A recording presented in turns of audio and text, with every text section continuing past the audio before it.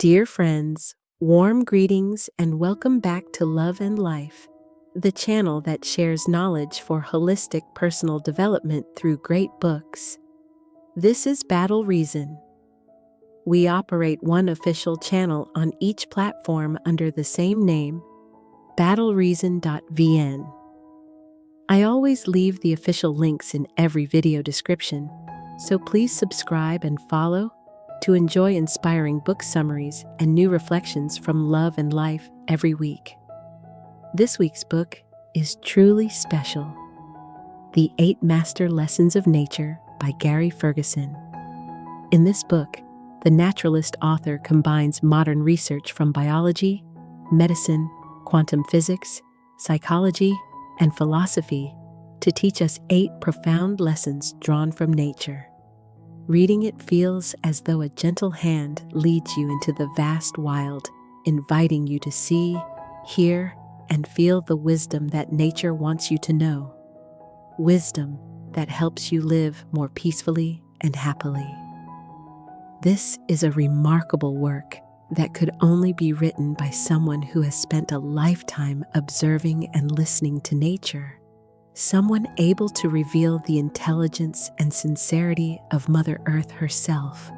So now, let us open our hearts and senses to the vitality of stillness and listen together to the 8 deep lessons from nature.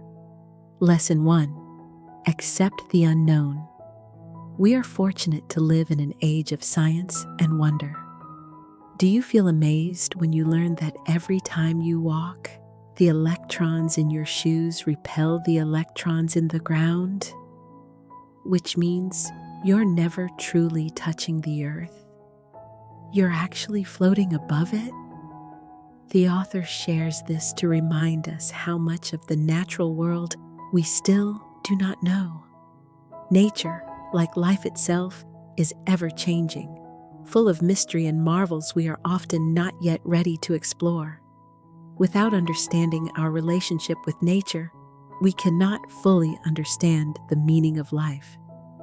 Sadly, many of us spend our lives chasing promotions, pay raises, and material goals, never asking how to experience life in its fullness through connection with nature.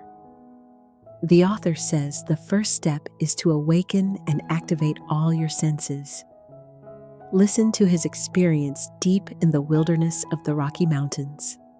When I wandered freely through the wilds of the Rockies, I often stopped, closed my eyes, and listened to the wind. I became a listener of wind. The black pines whispered in deep tones, the Douglas fir sighed like waves, the trembling aspens rustled like running water, the birches pattered like sudden rain. The low shrubs crackled stiffly.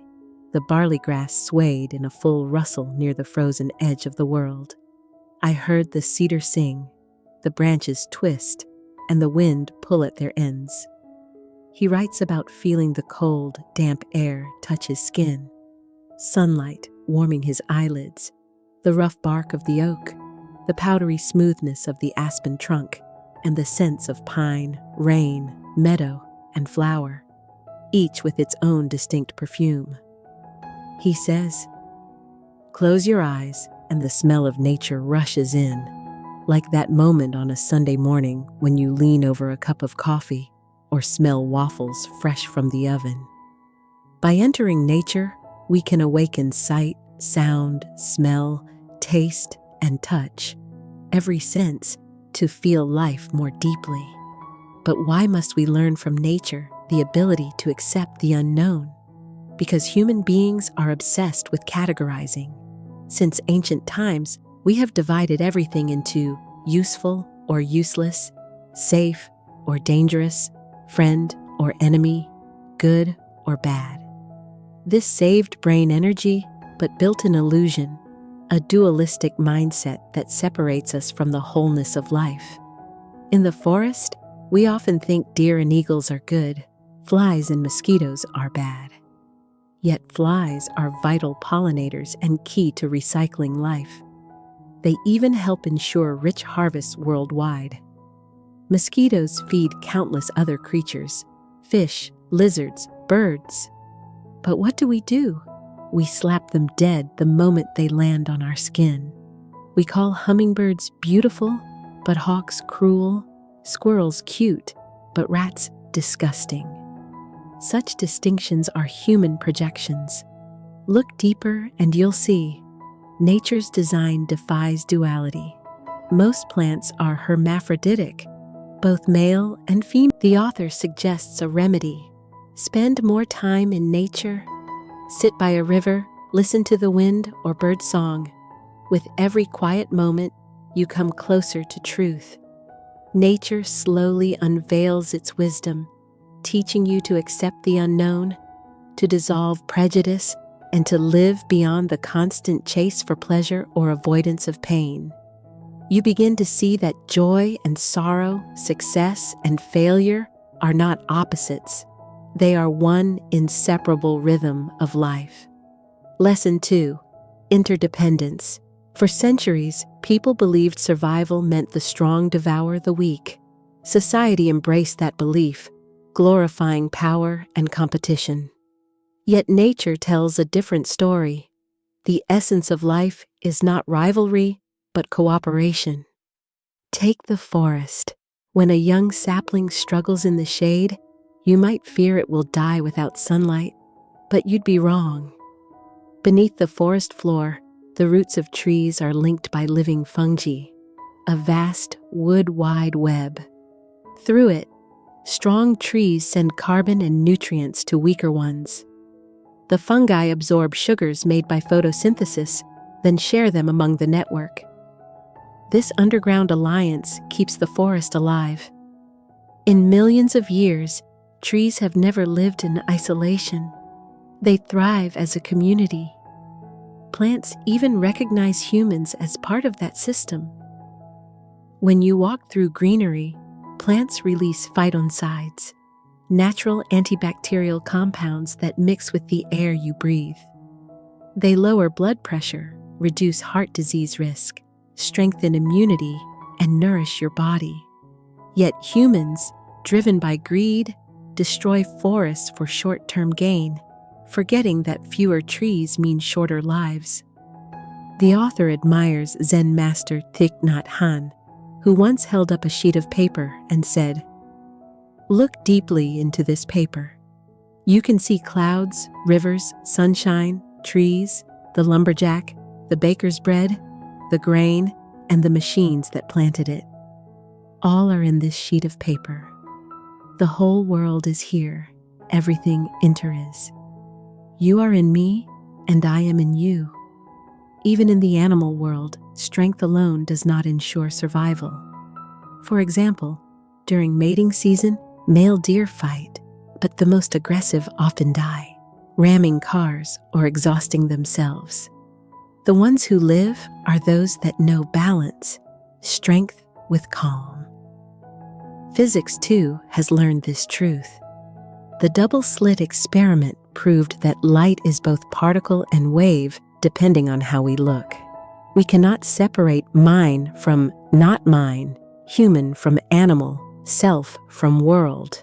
All things are woven together.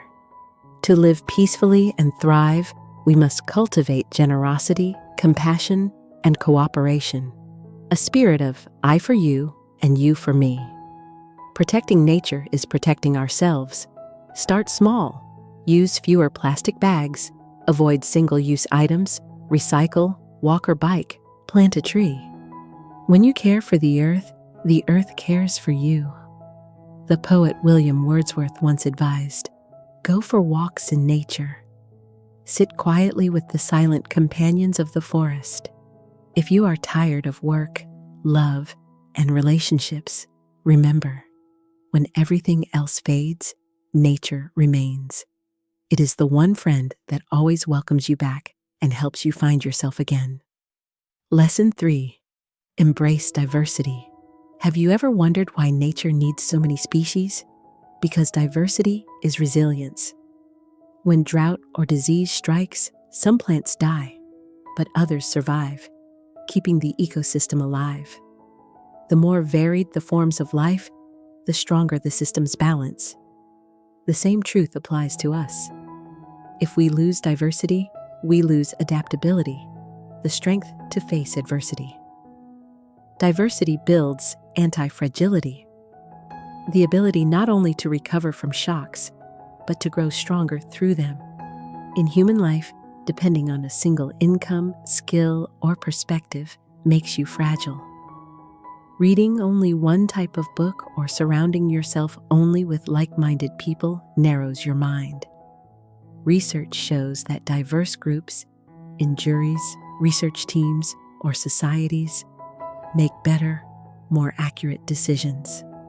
Philosopher Francis Bacon warned, "Truth that becomes universal too quickly is dangerous.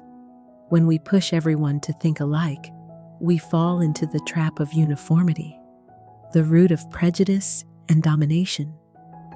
Respecting diversity of species, of people, of thought is essential. Don't demand others to become copies of yourself. Don't silence differences just because they make you uncomfortable. Diversity is life's safeguard against collapse. As the author reminds, next time you walk outside, notice the richness of shapes, colors, and forms in nature. Let it remind you to honor difference. Lesson 4. Gender balance.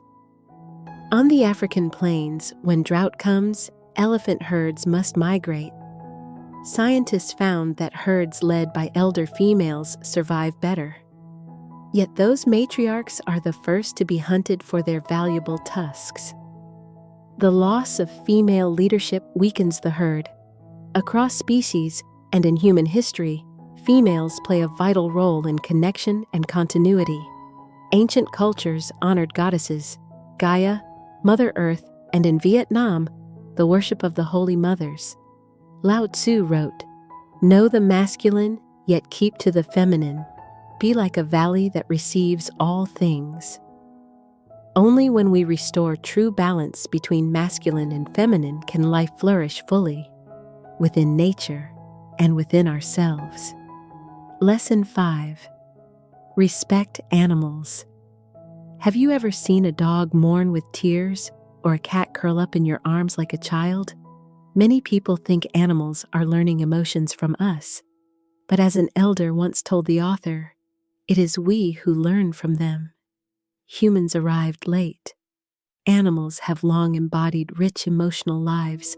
When the alpha wolf grows old, walks slowly, and can no longer hunt, the young do not bully him.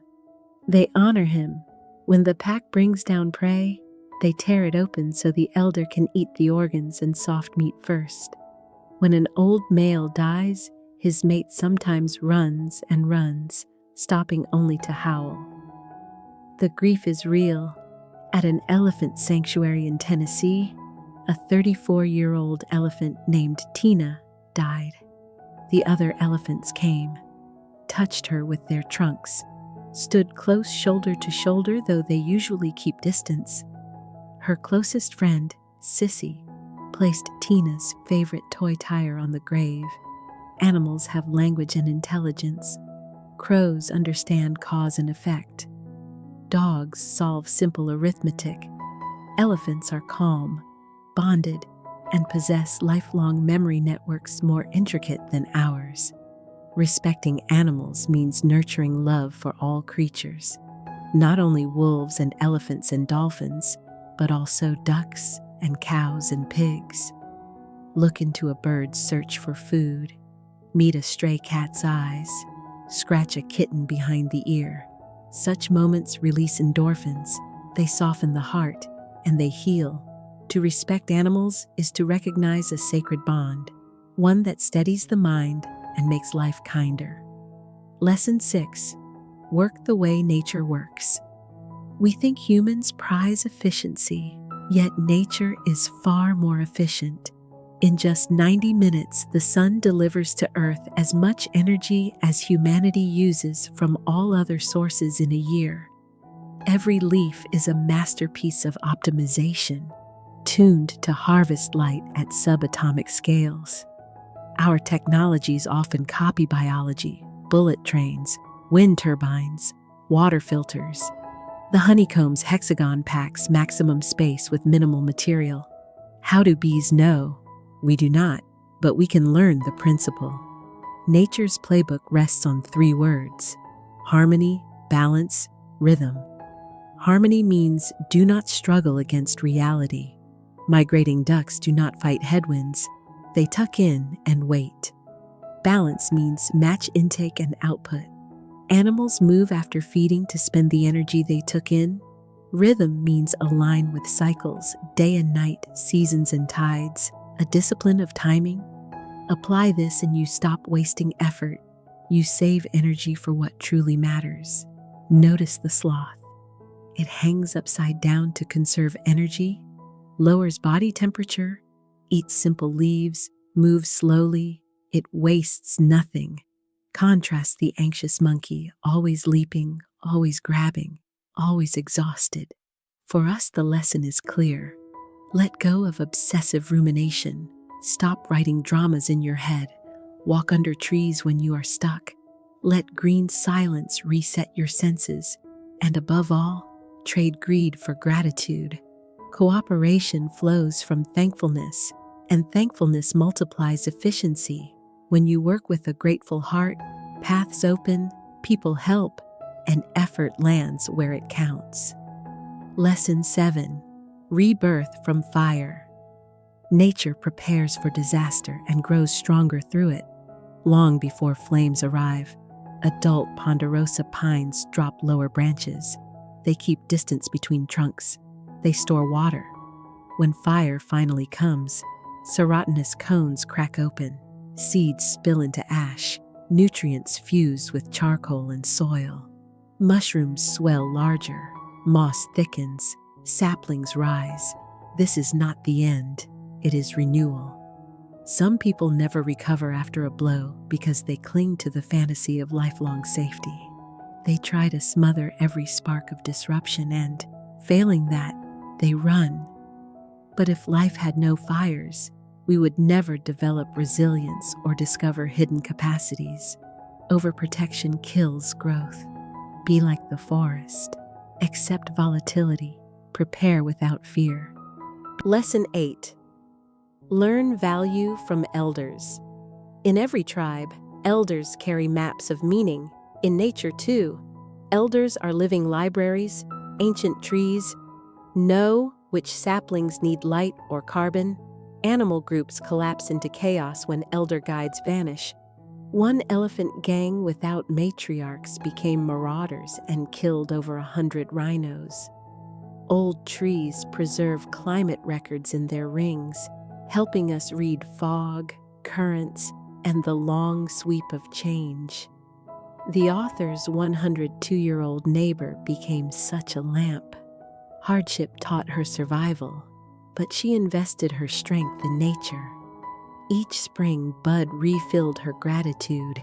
Each long summer poured energy back into her bones. She died peacefully, leaving a simple creed. Do not drown in your own script. Learn to observe yourself. Elders remind us to widen our view, to live slowly enough to see what matters. Many of the wisest books we love were written in winter years. Kazuo Inamori at 90, Shigeaki Hinohara at 106, Charlie Munger at 99, Nakamura at 90 plus. Their early lives were hard, yet by clear thinking and steady practice, they grew rich in spirit and service. So can we. A closing breath with nature. Beauty is within reach. Stretch out your hand and touch it. On a summer afternoon beneath an old maple, when you realize there is nothing to fix and no plan to draft, only sunlight, shade, and wind through leaves, you understand. You breathe out carbon that feeds the tree. The tree breathes out oxygen that feeds you. The world repays you as you repay the world. In an age of storms, pandemics, and climate warnings, may we feel in our deepest heart that honoring nature is honoring life itself. May these master lessons be your lighthouse, guiding you toward a life that is quieter, kinder, stronger, and more meaningful. Thank you so much for listening. If you found this video helpful, please share it with someone who might need it. Give it a like, subscribe to the channel, and turn on the notification bell so you won't miss our newest videos every week. Once again, thank you for being here.